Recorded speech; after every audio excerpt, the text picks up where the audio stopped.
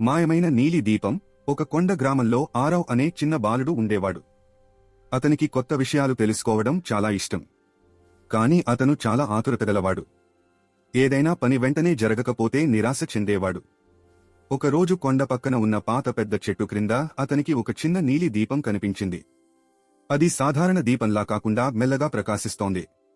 ఆరవ్ దాన్ని తీసుకుని దుమ్ము తుడిచాడు. అకస్మాత్తుగా ఒక మృదువైన స్వరం వినిపించింది. నేను మాయా దీపం.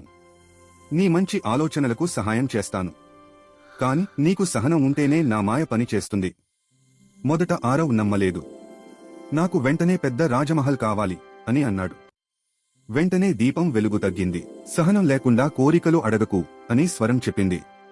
ఆ రాత్రి ఆరవ్ ఆలోచించాడు. నేను బాగా చదివి నా గ్రామానికి ఉపయోగపడాలి అని నిర్ణయించుకున్నాడు. ప్రతిరోజూ కష్టపడి చదవడం ప్రారంభించాడు. ప్రతిరోజు నీలి దీపం కొంచెం కొంచెంగా ప్రకాశించింది. కాలం గడిచింది. ఆరవ్ తెలివైన యువకుడిగా ఎదిగి గ్రామంలో ఒక పాఠశాల నిర్మించడానికి సహాయం చేశాడు. అప్పుడు నీలి దీపం ప్రకాశంగా వెలిగి మెల్లగా మాయమైంది. ఆరవ్ అర్థం చేసుకున్నాడు. నిజమైన మాయం బయట లేదు, అది మన సహనం మరియు కృషిలోనే ఉంటుంది.